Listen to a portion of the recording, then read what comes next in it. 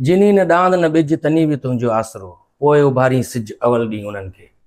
मौजूद ख़वातीन हज़रात, अॼु मां पंहिंजे चैनल ते जेको पॉडकास्ट करे रहियो आहियां, अॼु मूंसां जेका शख़्सियत मौजूदु आहे उहा तालीम जे मैदान में तमामु ज़बरदस्त कमु करे पई।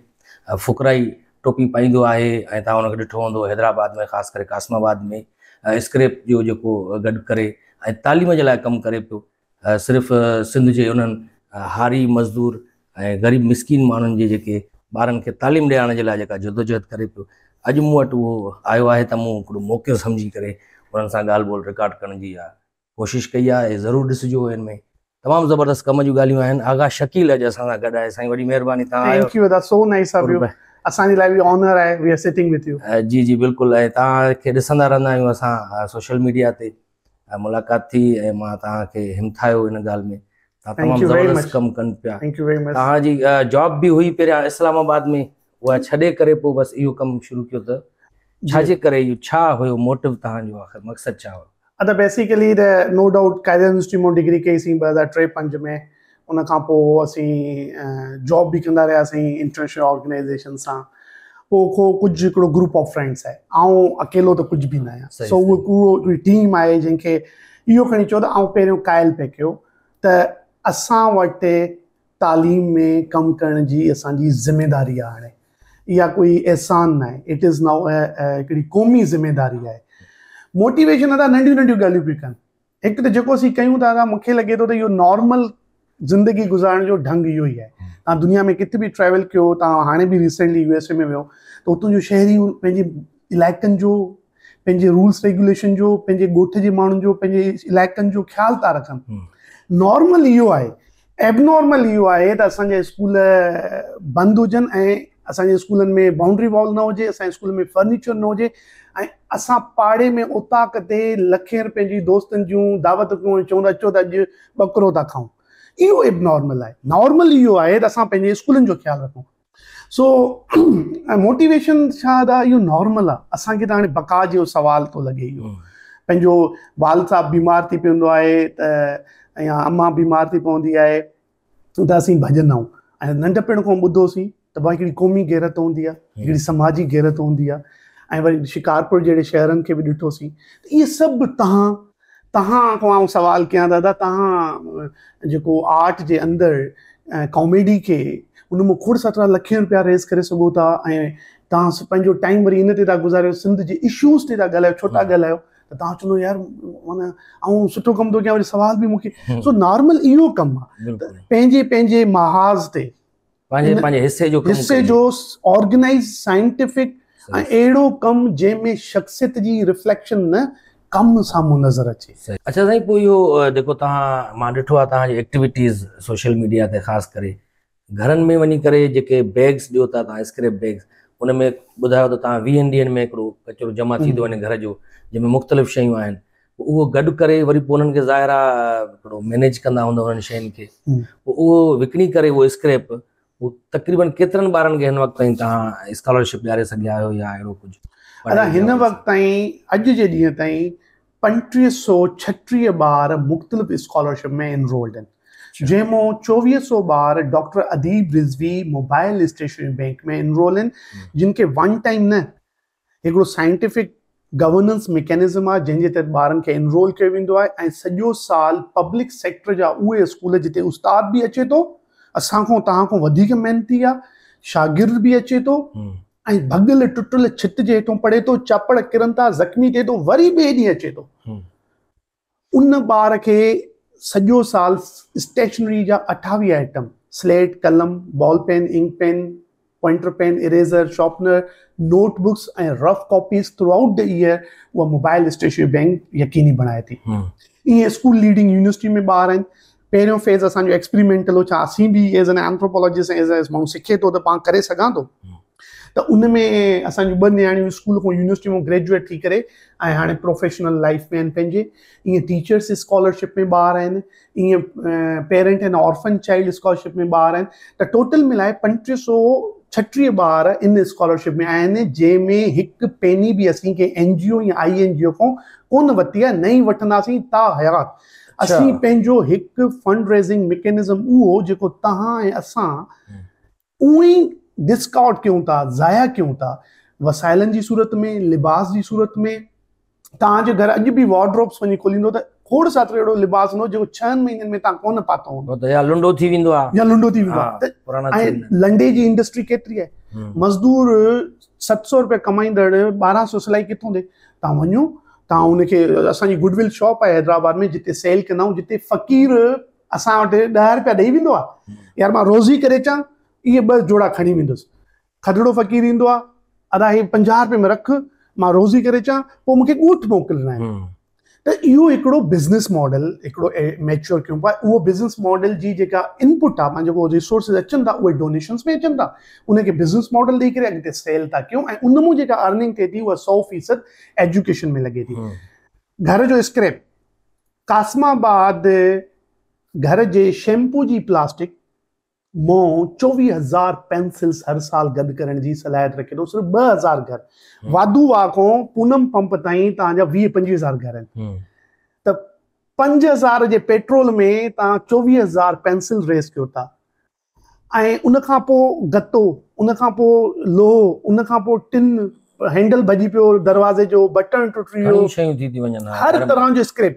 इहो असां इवन तव्हां कोल्ड ड्रिंक जेका घुरायूं था, असां जेका ख़ाली बॉटल या प्लास्टिक बोतल, दुनिया जी बेस्ट प्लास्टिक या बोतल पी करे उछले छॾींदा आहियूं कचरे में। अदा हिनखे दाणो कयो, हिन मां दाणे मां तव्हां दुनिया जो बेस्ट स्कूल फर्नीचर प्रोड्यूस करे सघो था। ऐं असांजे ॻोठनि में हज़ारे ॿार सर्दीअ में फर्श ते, गर्मीअ में फर्श ते वेंदा, ऐं तव्हां सिंपली कासमाबाद रिसाइकलिंग प्लांट में इनशाला असांखे वठी वेंदो, जेको पोइ स्प्रेड कंदासीं अॻिते, हिकिड़ो मैकेनिज़म ठहंदो। दोस्त चवंदा आहिनि इहो कीअं ठहियो? मां चयो यार तव्हां KFC जा असांखे मिसाल ॾींदा त 65 में मुर्गी खपाइण वियो, उतां 65 खां पोइ हेॾी एम्पायर खणी गई। तुर्किश सॉलिड वेस्ट कंपनी, इहो जेको आहे $1 मिलियन इंडस्ट्री थी सघे थी, त तव्हां ऐं असीं छो नथा थी सघूं? सो प्लास्टिक हिन जो किलो अथव 85 रुपया। अच्छा, 12 बॉटल्स हिकिड़े किले में ईंदियूं आहिनि, पर जेकॾहिं तव्हां हिन जी पब्लिक मार्केटिंग कयो, हिनखे रिसाइकलिंग में वठी वञो, त इहा कास्ट अलाए किथां जी किथे वञे थी।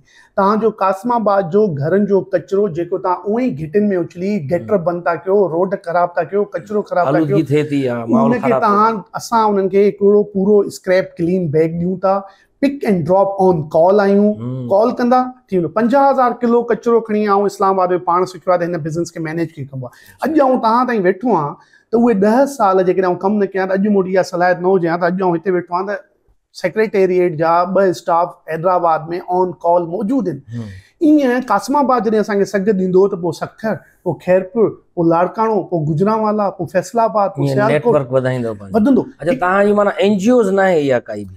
अदा असीं हिन NGO त आहियूं कोन न, पाण NGOs आहियो न, NGOs खां फंडिंग वठो था? असीं ता हयात अदीब साहब सां बि प्रॉमिस आहे, पर असांजे सोशल मीडिया ते इहा कमिटमेंट आहे। जेकॾहिं NGOs जेकॾहिं गवर्नमेंट ॾे फंडिंग, त गवर्नमेंट पैसा तव्हांजा ऐं असांजा आहिनि, टैक्स मनी आहे, पर असांखे उन्हनि जी बि ज़रूरत न पवंदी।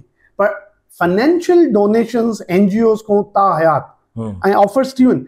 उनजो रीज़न आहे, टेक्निकल रीज़न आहे, उनजो पॉलिटिकल रीज़न आहे, उनजो स्पिरिचुअल रीज़न आहे। गवर्नमेंट खां वठी सघो था फंडिंग, अगरि गवर्नमेंट चाहे उहा तव्हांखे चए बाबा असां तव्हांखे ॾियूं था ही शयूं, बिल्कुलु पोइ वठी सघो था, छो जो उहो असांजो टैक्स तव्हांजा पैसा आहिनि न, उहो पंहिंजे खीसे मां। असां इंडिविजुअल डोनेशन जी ॻाल्हि था कयूं त उहे तव्हांजा पैसा आहिनि।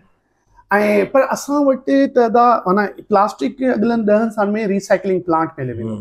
25 खां 30 ताईं हिकिड़ो ॿियो फेज़ आहे, 10 खां 18 ताईं एक्सपेरिमेंटल फेज़, 18 खां 25 ताईं इस्टेब्लिशमेंट फेज़ या इंस्टीट्यूशनलाइज फेज़, 25 खां 30 ताईं डिजिटलाइज, 30 खां 40 ताईं इंडोमेंट फंडेड एजुकेशनल स्कॉलरशिप, जीअं फुलब्राइट आहे, एरेस्मस मंडस आहे। ऐं हिन में जेको ह्यूमन रिसोर्स आहे, तव्हां सां अॻु में बि ॻाल्हायां पोइ, तव्हां जॾहिं तव्हां उन्हनि सां मिलंदव त यू विल फील वेरी वेरी एक्साइटेड। तव्हां पंहिंजी तालीम केतिरी? मुंहिंजी MSc एंथ्रोपोलॉजी आहे कायदे आज़म यूनिवर्सिटी मां, इस्लामाबाद में। हा, बाद में MPhil PhD में इन कान न वञी सघियासीं त इहो कमु पियो कयोसीं, पर हाणे लॻे थो त वरी वधाईंबो। पोइ तव्हां एॾी सुठी नौकिरी बि का करे सघो पिया, तव्हांखे 5-6 लख रुपया पघार बि मिली सघे पई।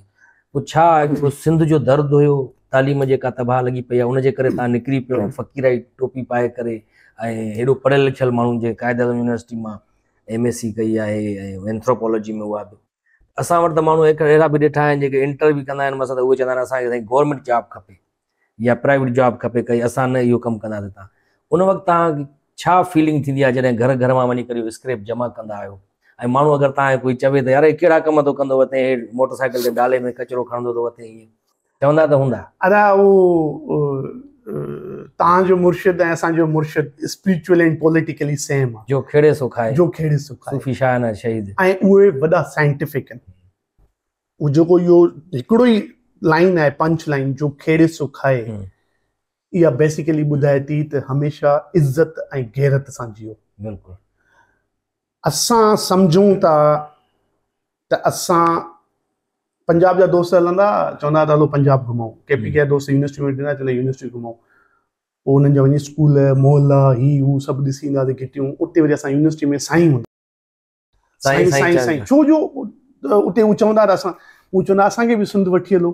असां न, हिते त असीं ॻाल्हियूं त वॾियूं करे चुका आहियूं, हाणे हिननि खे दादू या सक्कर, लाड़काणो, कंबर, शिद्धार्थ कोट, बेनज़ीर जो हल्को चुन ॾेखारियो मोहतरमा जो, या ॿियो को पासे ॾे वठी वञूं त सिंधी समाज जवाबु कीअं ॾींदो हिनखे, छा कंदासीं? त बुनियादी तौर ते जुस्तजू त अदा करणी पवंदी, ऐं असां वटि सलाहियत आहे, असां वटि रिसोर्सिस आहिनि, ऐं असांखे केरु रोके बि नथो। केरु थो रोके त स्कूल तालीम? समाजी ऑब्स्टिकल्स आहिनि, पर उहे बुनियादी तौर ते तव्हांखे पॉलिश था कनि। तव्हां जेके सरकारी स्कूलनि में ॿार पढ़नि था, उन्हनि खे तव्हां स्टेशनरी वग़ैरह इहो सॼो?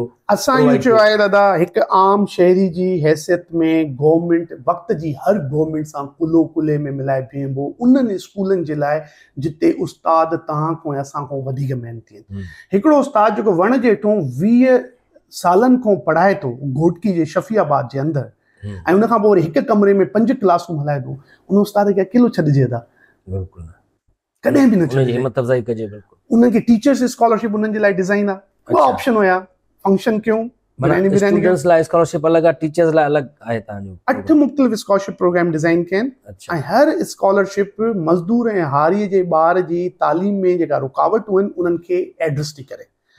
हर मज़दूर जो हिकिड़ो मसइलो न आहे, हर ॿार जे लाइ एजुकेशन जो हिकिड़े क़िस्म जा चैलेंजिस न आहिनि। जेको ऑर्फन ॿारड़ो आहे ऐं मज़दूर जो आहे, वालसा फोत थियो त उनजो चाचो बि मज़दूर, मामो बि मज़दूर, शादीशुदा आहे, 5 ॿार अथसि, त उन घर खे डिपेंडेंसी काॾे वञे? चवंदो ईअं पाण घर हलायूं, मानी खाऊं या तव्हांखे पढ़ायूं। बिल्कुलु पॉसिबल ई न अक्सर ॿुधो वियो आहे चवंदा। ऐं असां ॾिठो आहे, पर जॾहिं उन्हनि ॿारनि खे एजुकेशन जी सपोर्ट डिलीवर थिए थी त उहे ॿार पढ़णु चाहिनि था, इहो 5-5 किलोमीटर वञी करे पढ़णु चाहिनि था। पर माण्हू पोइ अक्सर चवंदा त गवर्नमेंट जे तरफ़ां जो उन्हनि खे मिले थी स्टेशनरी वग़ैरह, फीस बि न आहे, यूनिफॉर्म बि मिले थो गवर्नमेंट तरफ़ां, त पोइ छा गवर्नमेंट प्रोवाइड नथी करे सघे छा? सिंध गवर्नमेंट सिलेबस सभिनी ॿारनि खे प्रोवाइड कंदी आहे। दुनिया जे अंदरि को बि अहिड़ी स्कॉलरशिप, अहिड़ी गवर्नमेंट न आहे जेका स्टेशनरी बि ॾे, यूनिफॉर्म बि ॾे, शूज़ बि ॾे। इहा समाजी ज़िम्मेदारी आहे। हार्वर्ड सिंध गवर्नमेंट नथी ॾे, सिर्फ़ उहो सिलेबस आहे त उन्हनि जो। अच्छा, माना हिकिड़े मज़दूर जे ॿार खे हर 1.5 महीने में 150 रुपए जी स्टेशनरी खपे। तव्हां मूंखे ॿुधायो, ऐं साइंटिफिकली स्पीकिंग रिसर्च आहे विल्सन जी त सिंध जे अंडर 10 ॿारनि जी लिखण ऐं पढ़ण जी सलाहियत कमज़ोर आहे, ऐं अक्सर चवंदा अड़े छोरा लिखी बि नथो सघे नालो पंहिंजो। उहो इन जे करे जो प्राइमरी में उन सिर्फ़ु ब्लैक बोर्ड ते पढ़ियो आहे, अलफ़ खे बेबदक, त उन वटि राइटिंग ते कंप्रोमाइज़ हूंदी। उनजो सबबु इहो आहे त स्टेशनरी वठे कीअं हू, 600 रुपया कमाए, 5 ॿार अथसि, हर 1.5 महीने में हिकु कॉपी पेंसिल रबड़ शार्पनर ॾे, 3 ॿार स्कूल में त उन कहिड़े ॾींहं ते 400 रुपया कढे? ऐं कुझु छा हिकु वॾी तादाद में अहिड़ा ॻोठ आहिनि जेका पेंसिल वठण जे लाइ हुनखे 20 किलोमीटर सफ़र करणो पवंदो। पोइ असां डॉक्टर अदीब रिज़वी मोबाइल स्टेशनरी बैंक, जेका दुनिया जी पहिरीं मोबाइल स्टेशनरी बैंक आहे, उन हिकिड़ो पूरो ईअं न आहे त वञी ॾिनो फोटो कढाइण, हिकिड़ो पूरो गवर्नेंस मैकेनिज़म आहे। ऐं उन स्टेशनरी 24 आवर्स उन स्कूल में मौजूदु हूंदी आहे, ऐं उहा ट्रैक थींदी आहे, उनजो डेटाबेस आहे हिकिड़ो पूरो, ऐं उनखे आहिस्ते आहिस्ते अपग्रेड कंदा वेंदासीं। सो त ॿार ऐं उन्हनि में रिज़ल्ट्स था अचनि था, उन्हनि जूं लिखण ऐं पढ़ण जूं सलाहियतूं बहितर थियूं थियनि।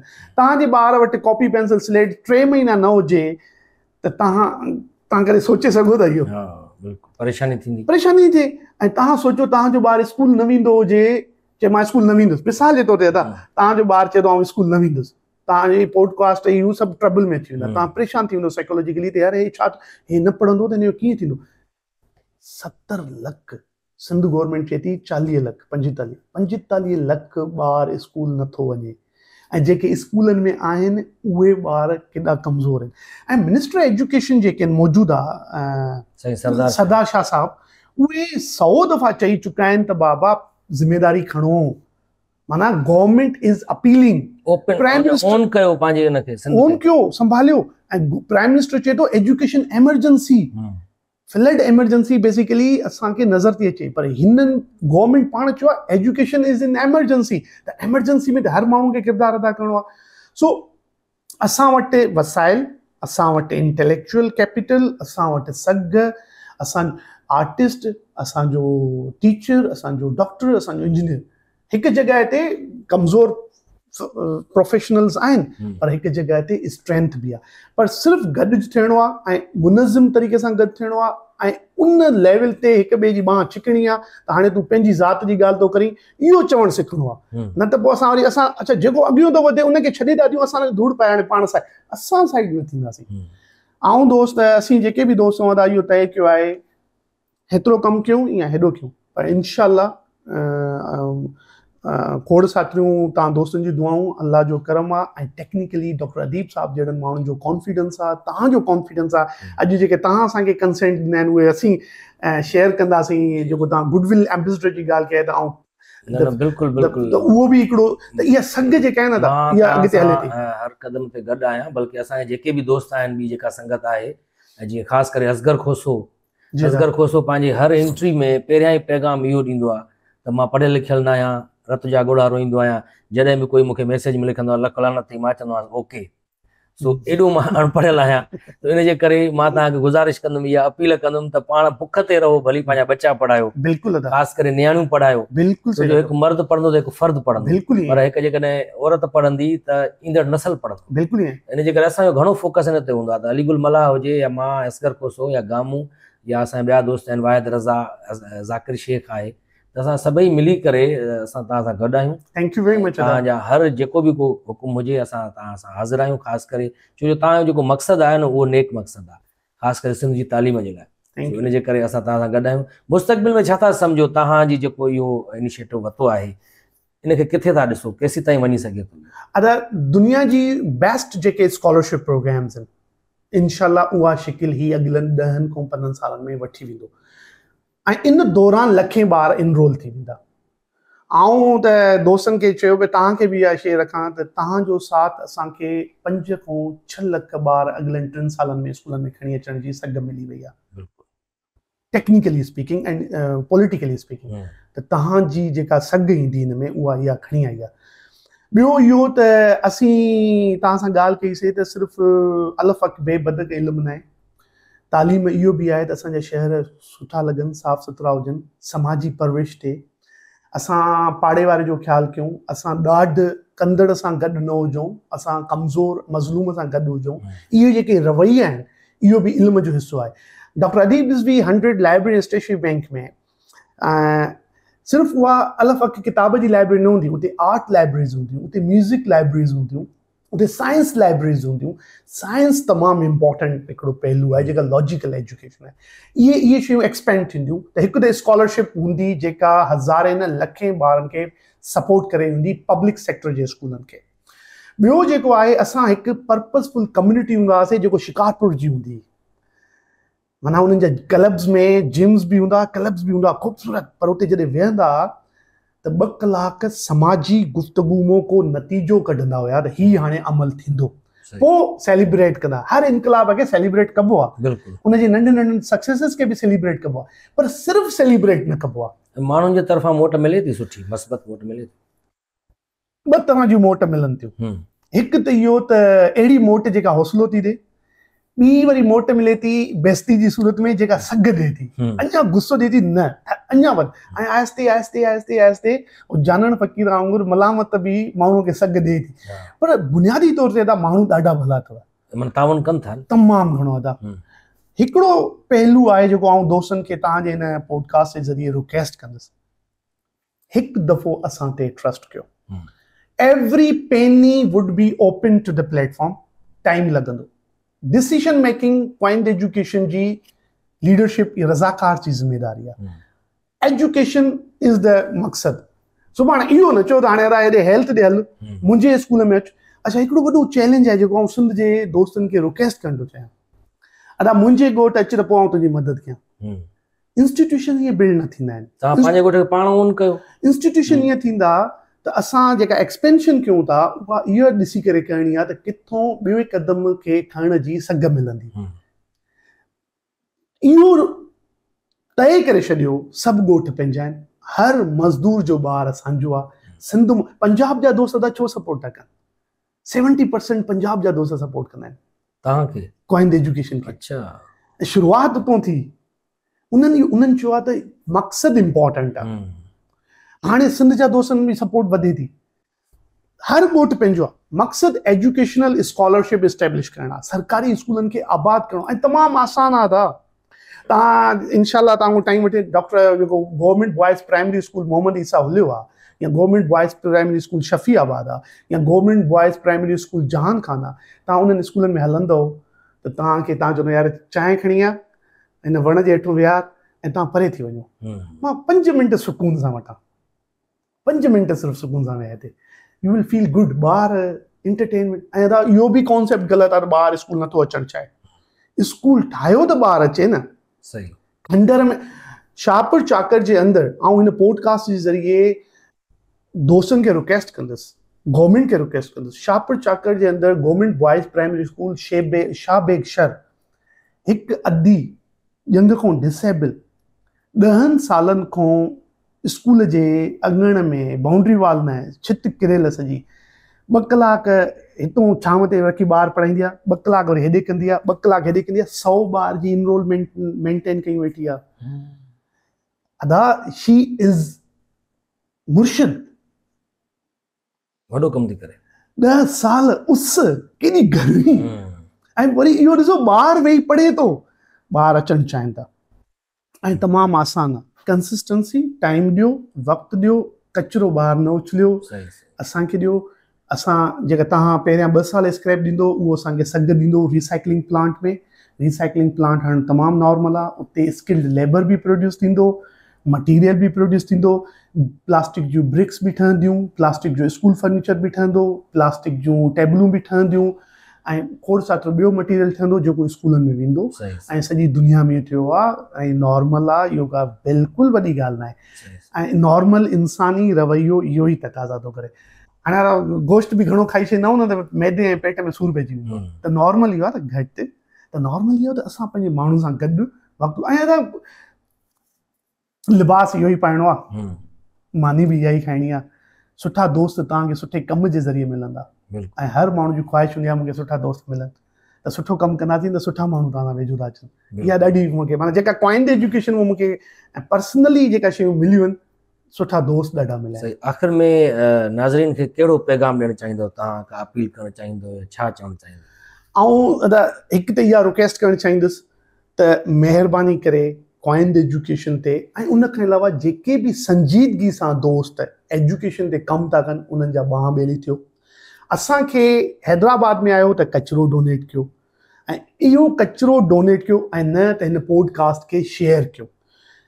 शेयर इज़ यूअर, माना तव्हां चओ न कहिड़ी मदद, इहा घटि में घटि 1 क्लिक ते तव्हांजी मदद अवेलेबल आहे। इहा तव्हां सिर्फ़ु हिनखे शेयर कयो, जेके सिंध ऐं पाकिस्तान सॼो हिनखे शेयर थो करे त बाक़ी सघ सां पाण ई अलाए दफ़ो अची वेंदी। सो इहे हैदराबाद में आयो त कचिरो डोनेट कयो, न त हिनखे शेयर कयो। जी नाज़रीन, तव्हां आगा शकील साहब जूं ॻाल्हियूं ॿुधियूं। तमामु ज़बरदस्त हिननि जो हिकिड़ो नेक मक़सदु आहे ऐं सिर्फ़ु इन्हनि जी ज़िमेदारी न आहे, जीअं सवेर साईं चयो त हर माण्हू जी हिन ज़िमेदारी आहे जेको ख़ासि करे सिंध में रहे थो, पूरे पाकिस्तान में रहे थो, त उहो तालीम जे मैदान में जेके दोस्त कमु कनि पिया उन्हनि जी हिमत अफ़ज़ाई कनि, उन्हनि जी सपोर्ट कनि।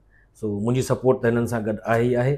सो ईंदड़ पॉडकास्ट ताईं मूंखे ॾींदा इजाज़त। वरी हिकिड़ी ॿी निशिस्त बि कंदासीं आगा शकील साहब सां ऐं हिननि खां पुछंदासीं त तव्हां पहिरीं पॉडकास्ट ॾेसी हुन में ही ॻाल्हियूं कयूं, हुन खां पोइ कहिड़ी चेंजिंग आई आहे, कहिड़ी तब्दीली आई आहे ऐं तव्हां जेका हीअ वीडियो शेयर कई आहे या न कई आहे, इहा त ख़बर पइजी वेंदी, अंग ॿुधाईंदो असांखे पाण ई। त जेतिरो थी सघे, ॿियो कुझु बि नथा करे सघो त हिन वीडियो खे, हिन पैगाम खे आम कयो, शेयर कयो। वॾी महिरबानी।